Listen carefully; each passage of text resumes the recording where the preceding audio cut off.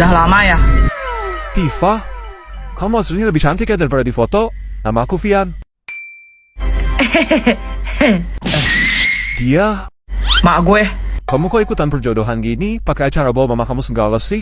Aku orangnya gak suka basa-basi. Langsung ke intinya aja ya. Kamu punya mobil gak? Enggak, aku cuma punya motor. Maaf Ian, tapi gue gak bisa. Panas kepanasan, hujan kehujanan. Hei Tifa, tak boleh kacak macam tuh. Dia punya kendaraan saja sudah bagus. Kau tuh mati kali. Biarin. Kalau rumah punya gak? Hah, nggak ada sih. Aku masih ngekos biar dekat sama tempat kerja yang murah-murah aja. Aduh, nanti kalau udah ada anak, gak mungkin dong tinggal sempit-sempitan. Hai ya Tifa, rumah kita kan ada dua. Satu punya kau, satu punya mama. Bukan masalah besar lah itu. Lagi pula, uang tuh tak gampang dicari. Buat apa kau buang-buang beli rumah lagi? Gaji kamu sebulannya berapa? Cuma UMR Jakarta sih. Dilihat dari penampilan kamu, kayaknya gaji kamu lebih gede. Tapi, kalau udah nikah, aku bakal kasih semua gaji aku ke istri aku, biar dia yang pegang. Terus nanti kalau udah punya anak, dan istri aku masih mau ngejar karirnya, aku bersedia kok kerja sambil ngasuh anak dan bantu beberes rumah. Selama istri aku bahagia. Tifa, dia tuh jujur kali loh. Jarang mama jumpa lelaki begitu. Sudah, pilih dia saja. Hai. Selamat menempuh hidup baru ya, Ma. Woi, jam kosong nih, main yuk. Yang rasa pintar boleh merapat. Mana? Ih, kepo deh kamu Juliet, kayak bisa aja. Nih, bulan Januari beli sapu, bulan April beli ember, bulan Juli beli tang, bulan September beli apa? Hah, apa ya? Cluenya. Angka pada bulan. Kok nggak ada yang nyambung sih? Pusing jadinya, beli apa sakit kepala apa? Salah. Kain kafan. Salah. Maksudnya, Mimi mau beli kain kafan buat kamu, Tifa. Sini loh, aku pakai biar jadi pocong buat kalian. Sabar, Tifa, sabar. Sofa. Beuh, mantap Snow, emang jenius lu. Hah, gimana? Coba jelasin, Snow. Cluenya angka pada bulan. Januari bulan keberapa? Satu Snow kayak Mimi yang cuma satu-satunya. April bulan keberapa? Januari, Februari, Maret, April, 4. Juli bulan keberapa? 7 Snow. Jadi September beli. Oh, bulan ke-9 berarti bisa beli apapun huruf depannya S. Ih, apa sih kamu Juliet? Kau cuma kayak gitu doang mah, gampang. Tadi Mimi cuma kalah cepat aja. Kalau gitu coba jawab nih. Cluenya telat. Yang hadir 1 murid, yang alfa 3 murid, yang absen 2 murid, yang sakit berapa?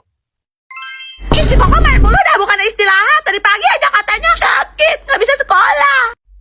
Iya, Koko sakit, Koko demam, Celo bukan lumpuh. Elliot, kamu nggak apa-apa? Gimana keadaan kamu? Cia, tiba-tiba rasanya aku langsung sembuh. Dasar bucin. Yuk. Elah, lu ngapain di mari? Ngecat piramid kok. Ini Coca-Cola. Main apa lu? Sprangki. Ih, Cia suka Pinky. Kalian pada tahu suruhnya Sprangki gak? Enggak, Celo cuma tahu Splunky itu warna-warni dan masing-masing dari mereka punya instrumen musik yang berbeda kayak beatbox gitu. Betul. Emang gimana ceritanya, Axel? Jadi awalnya ada sebuah bumi berbentuk kotak, tempat di mana Mr. Pan Komputer tinggal. Karena Mr. Pan Komputer hanya sendiri, dia merasa kesepian dan dia mulai menciptakan berbagai macam karakter Sprangki menggunakan sistem komputer untuk menemaninya. Oh alah. Sprangki berwarna putih bernama Wenda adalah penyimbang kebahagiaan. Sebaliknya, Sprangki berwarna abu-abu bernama Grey adalah penyimbang ketidakbahagiaan. Terus? Tapi ada Sprangki jahat berwarna hitam bernama Black. Dia menyelinap masuk seperti bayangan dan memiliki kekuatan untuk menginfeksi para Sprangki, yang menyebabkan mereka berubah secara perlahan menjadi monster dengan bentuk yang mengerikan dan suara yang menyeramkan. Males banget deh, malam minggu tuh biasanya Mimi nongkrong di warung kopi sama cowok-cowok. Malah kerja kelompok bareng cewek-cewek. Hah, kalau bukan karena anggota kelompok yang dipilih sama Bu Guru, gue juga ogah. Kalian mau dengar cerita terowongan Casablanca? Boleh, apa cuma Mimi ya satu-satunya cewek yang suka cerita horor? Ya nggak heran sih, lo kan siluman ubur-ubur, sebangsa lah sama setan. Enak aja. Terowongan Casablanca dibangun pada tahun 1991 dan selesai pada tahun 1993. Terowongan ini dibangun di atas lahan kuburan TPU Menteng Pulo. Hah? Bejir, belum apa-apa udah serem aja. Konon katanya, dulu ada seorang gadis yang diperkaos ramai-ramai hingga menghembuskan nafas terakhirnya. Kemudian jasadnya dibuang begitu saja di area yang sekarang kini telah menjadi terowongan Casablanca. Ih, Mimi takut. Lo lebih nakutin sih. Ditambah lagi beberapa tahun kemudian, seorang pria mengakhiri hidupnya di terowongan ini dengan mengikat lehernya menggunakan spanduk. Ih, merinding Mimi tuh. Diam! Sosok penunggu terowongan Casablanca ini sering menampakkan diri dan menyebabkan kecelakaan. Sehingga ada mitos, di mana kendaraan yang melewati terowongan Casablanca, khususnya malam hari, wajib membunyikan klakson sebanyak 3 kali sebagai tanda permisi jika ingin selamat. Hah? Ada bel, bentar ya, gue buka pintu dulu. Tiba jangan tinggalin Mimi, ayo Juliet. Sorry ya guys, aku telat. Tadi ban motor bapak aku bocor di jalan pas masuk terowongan. Hah? Juliet?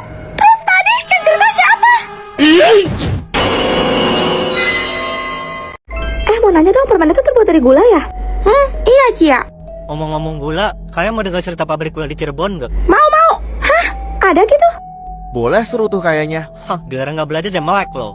Buru mumpung malam Jumat. Ada sebuah pabrik gula di Jawa Barat yang bernama Karangsuhung yang kini terbengkalai. Pabrik ini dibangun pada tahun 1896 dan tutup pada tahun 2014. Wah, lama juga ya. Berapa tahun tuh?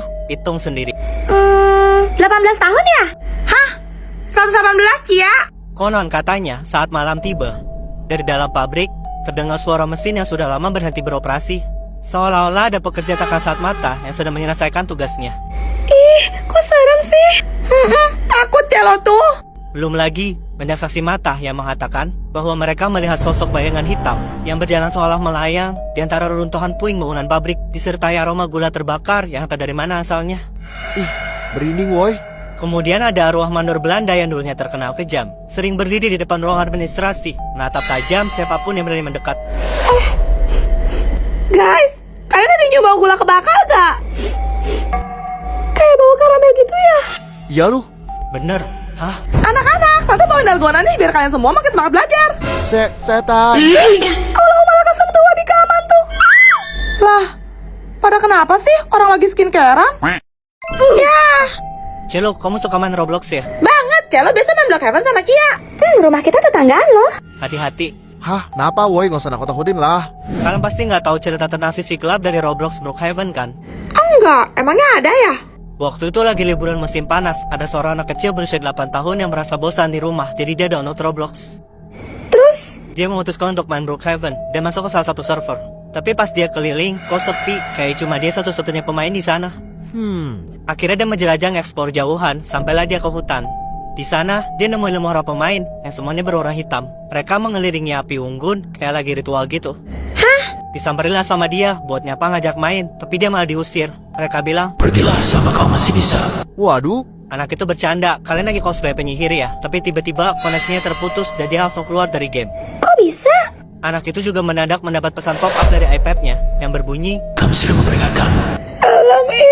saat dia mencari tahu, salah seorang di forum bilang kalau itu adalah sekte berbahaya. Dia disuruh meninggalkan iPad-nya dan segera pergi dari rumah itu sekarang juga kalau ia ingin selamat. Patung. Anak itu pun ke rumah neneknya. Besoknya, ia mendapatkan kabar bahwa ayah dan ibunya sedang berada di kantor polisi karena mereka menyaksikan ada seorang anak berusia 8 tahun yang sedang diculik oleh sekelompok orang berpakaian hitam di sekitar area rumah mereka. Akhirnya kelar juga laporan kerja kelompoknya. Pegel banget. Maaf ya Cia, sampai malam gini. Kalau enggak, nanti aku minta tolong mamaku deh buat laporin mama kamu supaya kamu dijadiin nginep di rumah Celo. Yes. Pada lapar gak sih? Nasi goreng datang. Giliran tugasnya udah kelar aja bernongol lu. Ye, lu gak mau nih? Omong-omong nasi goreng, kalian tahu cerita tentang rumah Pondok Indah gak? Kalau nggak salah gosipnya ada penjual nasi goreng tek-tek yang hilang di rumah itu bukan? Hah? Serius? Gerobaknya ditinggal gitu? Mitosnya sih malam itu ada cewek yang mesen, tapi pas abang yang ngantar masuk ke dalam rumah, abangnya nggak pernah keluar lagi. Ada yang bilang rumah itu merupakan kerajaan jin, tempat di mana banyak para makhluk gaib tinggal. Konon tahun 1983, rumah itu sempat dihuni oleh seorang pengusaha berkeluarga negara asing. Namun mereka semua sekeluarga harus tewas secara mengenaskan di tangan perampok. Ya ampun. Menurut desas-desus yang beredar, motifnya adalah persaingan bisnis. Perampokan itu hanyalah kedok untuk menutupi pelaku pembunuh yang sebenarnya. Waduh. Total korbannya mencapai 7 orang, termasuk pembantu dan anak-anak. 7. Banyak juga. Pemilik seterusnya sampai pemilik keempat juga dikabarkan meninggal di rumah itu. Dan salah satunya ada yang tenggelam di kolam renang rumah tersebut. Udah Axel merinding Cia. Guys, kalian denger gak? Malah hujan dong. Tadi kan rencananya abis ini kita mau pergi. Iya ya, padahal Cia udah ngebayangin jalan-jalan, menikmati pemandangan, tapi... Kalau dari segini mah yang ada macet doang. Nih wifi apa lagi busuk banget. Pinjam paket data bro. Lah, lu juga gak ada signal dong. Aduh, makin suntuk dah. Axel, cerita dong apa kek? Kalian udah pernah dengar soal rumah Darmo? Kalau nggak salah itu bukan rumah angker di Surabaya ya? Betul. Rumah mewah yang awalnya milik sebuah keluarga kaya raya yang konon katanya melakukan pesugihan alias persekutuan dengan setan. Terus? Tapi suatu hari di malam satu suro, keluarga itu tidak bisa menepati perjanjian mereka untuk memberikan tumbal manusia. Lalu mereka memutuskan untuk berbuat curang. Maksudnya? Mereka malah mengganti tumbal, menukarnya dengan hewan. Waduh. Kemudian keluarga tersebut buru-buru melarikan diri menggunakan jalur laut. Tapi sayangnya kapal yang mereka tumpangi tenggelam dan belum ditemukan hingga saat ini. Rumah Dharma kosong itu juga sempat disewakan, namun naas penghuni baru yang terdiri dari 8 orang harus tewas secara mengenaskan di tangan perampok. Serius? Hal itu disebut-sebut sebagai kutukan bagi siapapun yang nekat mendiami rumah Darmo.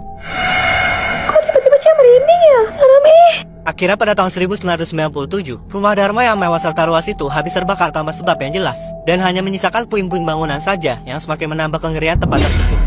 Kira aku tuh punya pelawan ini suhu salah orang. Kamu salah orang. Salah orang. Tak usah nego mending pulang. Sebelaknya enak banget. Makasih Asno, kamu udah nemenin aku walaupun kamu gak suka pedas. Kenyang? Tapi aku masih pengen jajan es krim. Yuk. Yeay! Kenyang. Mantep banget ini seblak level 99-nya. Dah buju, tuh mulut pasti rasanya kayak neraka jahanam. Duh, Iya, gue peka kok. Lo pasti mau makan penutup yang manis-manis kan? kagak. Terus, Gue mau berak. gue lah belum kelar makan gue. Lagian lo bukan ke WC mah curhat, emangnya gue jamban. Ih, lebay lu, orang cuma mulus doang gue. Ada Tifa, lu tuh cewek tapi mulutnya. Berak. Dah lah.